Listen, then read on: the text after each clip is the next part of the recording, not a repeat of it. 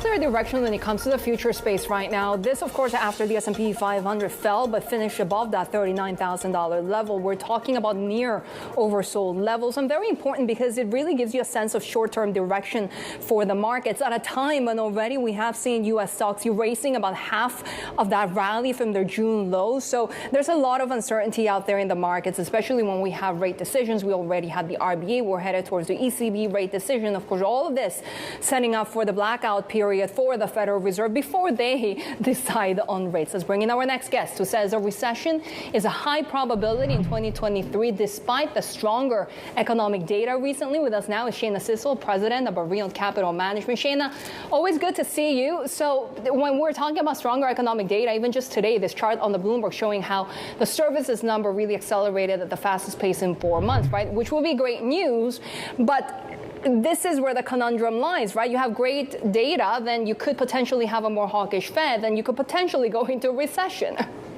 Exactly. We also had a really good August jobs report last week where we saw labor force participation jump significantly, and we saw employment rates in the prime employment ages at or near pre-pandemic levels. So this is good, you would think. However, what it does is further embolden the Federal Reserve to continue this aggressive hawkish tightening.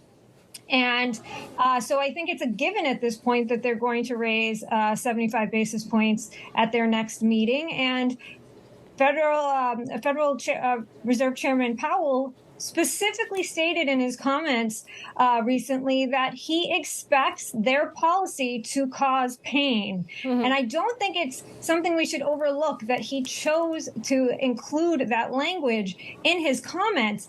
I think he knows that they need to be very aggressive for longer than a lot of people think, because they not only want to get inflation under control, mm-hmm. but they want to get it stable for a persistent period of time. But then do you look ahead to that? I mean, you're going to get the pain, but then the Fed will probably have to cut rates, which is why the swap markets are already positioning for rate cuts later on. Or is there a way that you can position your portfolio in a way to hedge both scenarios, where you have recession or you have a soft landing, but either way, in a more defensive and cautious way? Oh, absolutely. And I think if there is a soft landing at this point, it's more luck than skill. I think the Fed is really setting us up to have anything but a soft landing. So it'll really be global economic events that are out of their control that really push us to a soft landing, not necessarily Fed policy. As far as positioning portfolios right now, I'm positioning defensively. I've been on before. I talk about this all the time. Higher quality stocks, large caps, is keeping my bonds more conservative, and then also having this diversifier and these liquid alternatives, as I call them, things like IVOL, which is a great product, which if you're concerned about inflation, this is an opportunity to take advantage of the tips market, but with the active overlay of options and a skilled manager who's been able to manage to do better than the tips market and hedge inflation. And then you have something like BTAL, which I talk about all the time because it is one of my favorite ETFs, which is an equity market neutral, which doesn't really matter if stocks are positive or negative as long as low volatility stocks do better, which I think they will, because those typically tend to be higher quality, larger cap names. Mm-hmm. And so these are just some opportunities we can look at as ways that you can put things in your portfolio to hedge the probability of increased volatility in the markets, continued persistent higher inflation, and rising rates. How about your cash allocation? Has that changed much recently?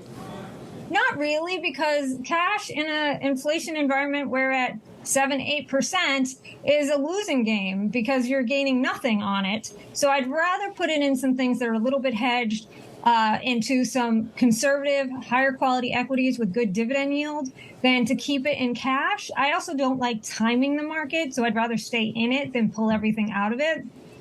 But I can see why people might want to be conservative here. The dollar actually is quite strong. So if we're looking at it in comparison to other currency options, it's still the best game in town. But that is also a problem because that, again, emboldens the Fed to continue their hawkish rhetoric. Yeah, the Fed's made it pretty clear that getting inflation down is priority number 1, 2, and 3. How long do you think it's going to be before it achieves its goal? It depends. If they continue to focus on that 2% number, I think it's going to be quite some time. And because they have continued to reiterate that they want to see inflation stabilized, that means they want to see not just inflation trending lower, but hitting or getting close to that 2% number and then staying there for a persistent amount of time, which means I don't think they're going to be cutting rates in the next 12 months. I might be in the minority in my belief, but I don't think you're going to see rate cuts by the Fed until 2024. All right, Shana Sissel, thanks so much for your insight. Shana Sissel is Banríon Capital Management President. And you can get a roundup of the stories that you need to know to get your day going in today's edition of Daybreak. Terminal subscribers can go to Daybreak.